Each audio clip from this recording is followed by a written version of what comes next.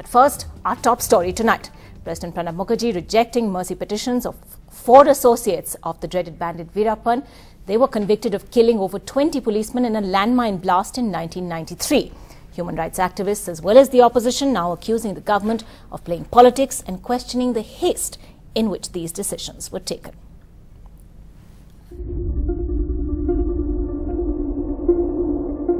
Seven mercy petitions rejected in 7 months after only 3 executions in the past 20 years. So is the new president really without mercy, or is he clearing a backlog? K.R. Narayanan cleared only 2 of the mercy petitions he got, left 9 pending. APJ Abdul Kalam cleared 1, left 14 pending. Pratibha Patil got 50 mercy pleas and cleared 37. Or is it just a question of cynical politics, the need of the hour for the Congress? Unfortunately, when all the options are over, law takes its course, and it happens, and we do not use it for political propaganda. There may be people using it.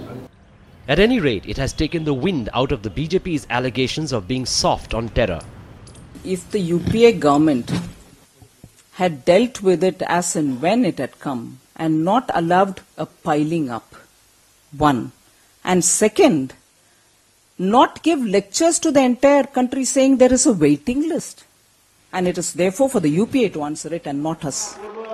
Ironically, when the BJP's Iron Man L.K. Advani was the Home Minister, he did not send recommendations to the President on any of the pending mercy petitions. Surprisingly, this spate of executions comes at a time when demands for abolishing the death penalty are getting louder. And the Supreme Court has pointed out that the rarest of rare criteria for awarding the death sentence was not being applied uniformly and needed to be reviewed. Adding weight to the argument against the death penalty, only a few months ago, 14 former judges wrote to President Mukherjee asking him to commute the death sentences awarded to 13 convicts because their convictions had been a mistake. In the light of all this, many feel Pranab Mukherjee's decisions are unseemly hasty. Bureau Report, NDTV. Well, 7 mercy pleas rejected in the 7 months that President Pranab Mukherjee has been in term. Is this just clearing a huge backlog, or, as the opposition suggests, is there an unseemly hurry to carry out these executions? That's our big debate. Well, joining us on this big debate tonight, Vikas Singh, former Additional Solicitor General. We're also being joined by Devang Nanavati from the BJP. Joining us here in the studio tonight, we have with us Om Prakash Mishra of the Congress. We're also being joined by KTS Tulsi and Kavita Srivastav of the People's Union of Civil Liberties. Vikas Singh, if I can begin with you, more mercy petitions rejected in 7 months of President Pranab Mukherjee's term than in the previous 15 years. Now, what does that suggest to you? A decisive president doing his job, or a president in a hurry? Well, these are issues which, in my view, should not be kept hanging at all. So the fact that they've been pending for so long itself is a very serious matter. And the fact that the president has, started deciding them is something which is a welcome thing, which we should all appreciate, because after all, keeping them pending is no. So to say that he's in a hurry, I mean, he's just taken office. So after taking office, it is one of his priorities, it appears. So it doesn't look like as if he's sort of trying to do something only for the... But just to indicate that the decisions seem to be in sharp contrast to his predecessors, whether it's the case of K.R. Narayanan, APJ Abdul Kalam, even Pratibha Patil. There seems to be, in a sense, a much quicker clearing of these mercy petitions. And today we believe the Home Ministry has in fact sent 7 more mercy petitions to the President. So that also actually establishes that he has a view on the matter. It also establishes the fact that he doesn't want to keep them pending for so long.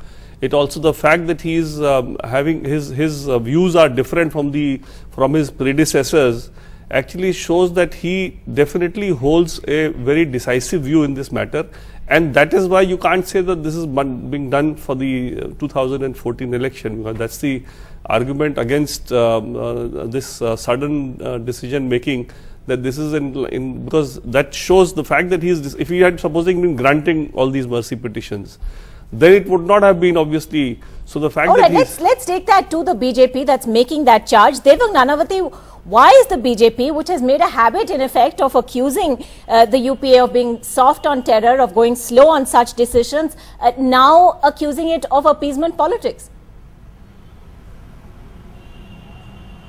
Well, the question is that it's not the question whether we welcome this decision taken by the president. We've already said that. But the point is that why is that the government sat on it for this long? And to that extent, because Mr. Vikas Singh was right, that why was it kept pending for so long? For 9 years, the UPA did nothing. In 2007, the Supreme Court had finalized the verdict. The verdict was there. The mercy petition was already pending. Why was it kept pending? It begs the question that what is it today that suddenly happened that this decision has taken place? This decision has taken place, correct, that we welcome it.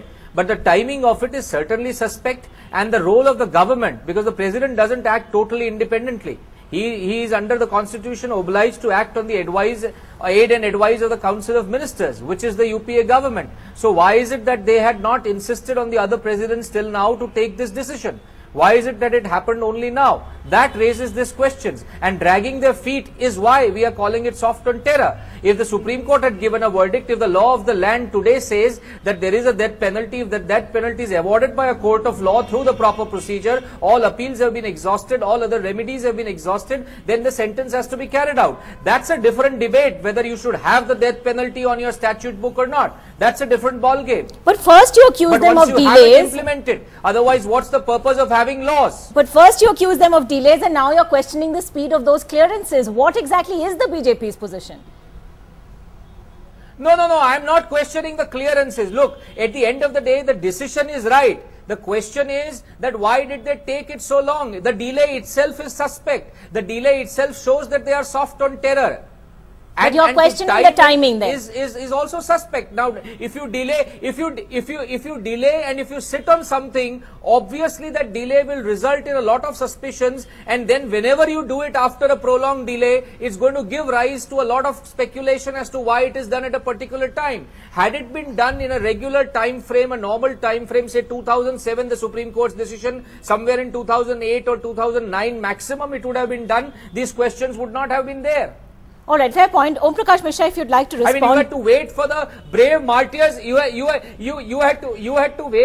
to wait for the families of the martyrs to return the medals. I mean, they felt insulted that their kin had given up their lives in vain for the country, if this was the attitude of the justice system.